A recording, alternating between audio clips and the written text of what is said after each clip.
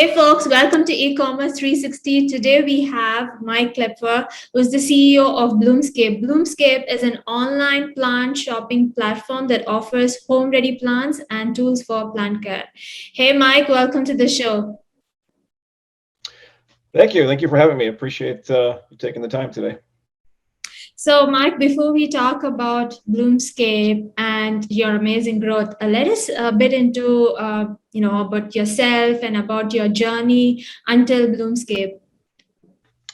Yeah, well, I'm Mike Klepfer, the CEO of Bloomscape, and now I've been in around the e-commerce space now for the better part of the last 10 years or more, and worked for a handful of e-commerce companies from startup to the behemoth Amazon. Spent some time with them as well. I currently sit on about 6 different advisory boards for different e-commerce companies, and in the last year joined Bloomscape as the CEO. For those of you that don't know who Bloomscape is or what we do, I would say we are the modern or the 21st century online garden center, where we deliver the largest variety of quality indoor and outdoor house plants. And I would say the largest variety of sizes, from extra small to extra large, and soon extra large. It's a company that's really got generations of deep relationships with some of the top growers and greenhouses in the country, and we've really found a way to bring those relationships into our own greenhouses, and to take plants from our greenhouse to essentially your house as living room ready, very large quality, healthy plants. So it's a really cool concept, cool business. We're about 3 years old, and we're doing great.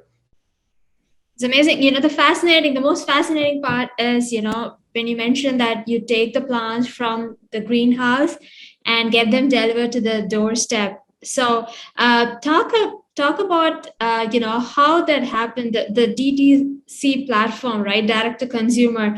Earlier, plants were sold on brick and mortar stores where, visitors will come, pick up their plants. Uh, how is this channel growing or working well for you, like delivering plants to the doorstep of the customer? Yeah, no, it's working great. And I think 3 or 4 years ago, if you would have thought that you could go and buy a plant and have it delivered to your doorstep, maybe people would have thought you were crazy. Um, we're 90+%, I would say, direct to consumer, through e-commerce channels, predominantly digitally native. Like most e-commerce companies, we certainly felt the boost of growth through the COVID period of time they went. I'd say over the last 20 months or so. But we've got a really strong focus, I would say, on digital channels today. We've got a really good, healthy balance, I think, between organic and direct traffic that comes to our site. We're using the paid channels that probably most of you are all using, and engage with the likes of Google and Facebook and the like. But with the, I'd say, rising costs of Yeah. the digital channels and some of the privacy issues that have come about lately, we're really focused on how we can improve, sort of the SEO and content strategy to drive lower cost traffic, to our site. And we're also looking to get more into an omni-channel approach to what we're doing. Certainly, the company was founded as a digitally native company, but we are dipping our toe now into the wholesale market and looking into the retail space and other channels that we might be able to expand into. Very interesting. So, one thing that struck me was like, how are you managing channels like Facebook and Google Ads versus your content strategy? What kind of metrics are determining an uptick of revenue, especially in the online space for you right now?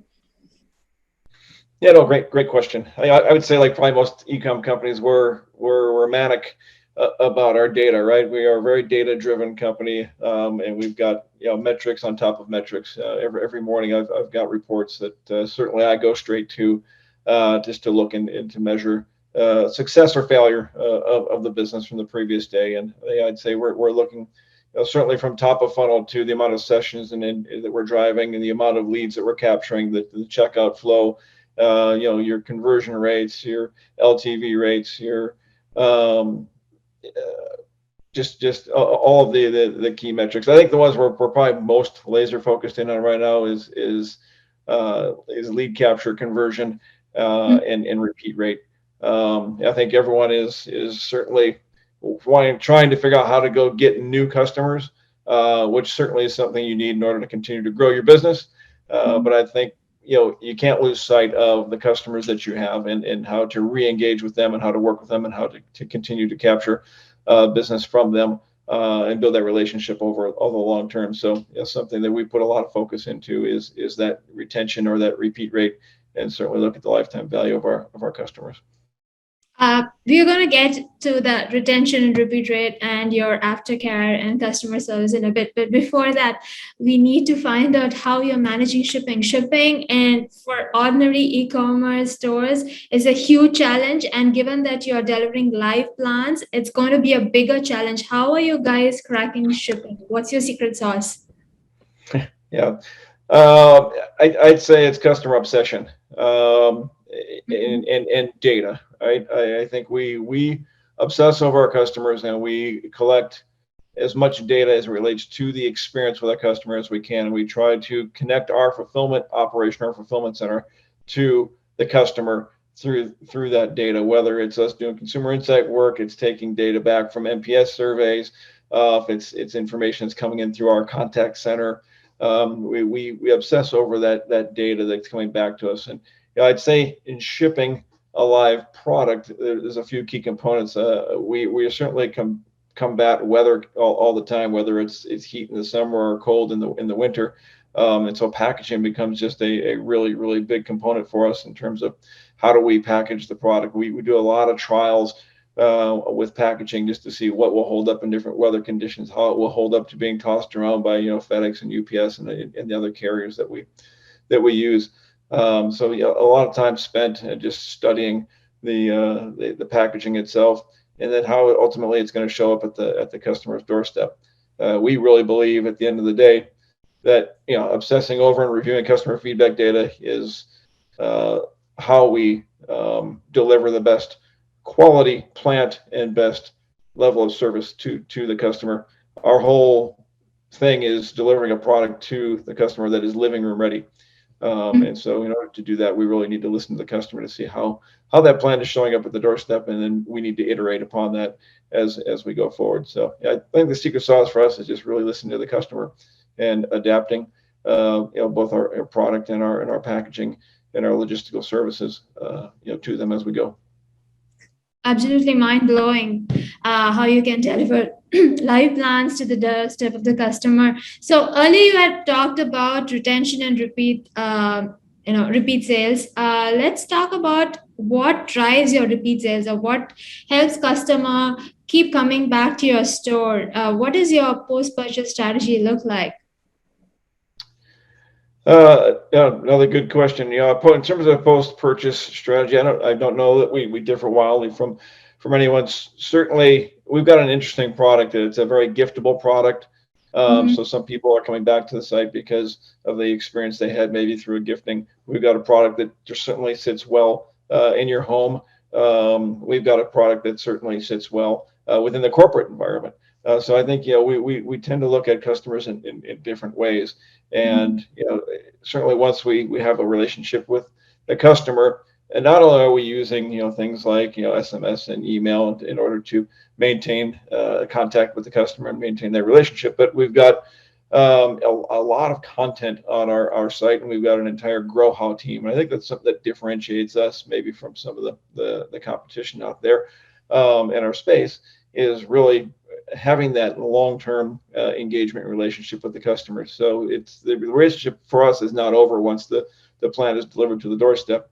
We want to be there for the customer to help them know how to care for the product. And we've got, whether that's into our contact center, which all of our agents are trained specifically on different varieties of plants and different products that we offer. So when you call in, you're going to get somebody that has been specifically trained on the product that you're or the plant that you're calling about.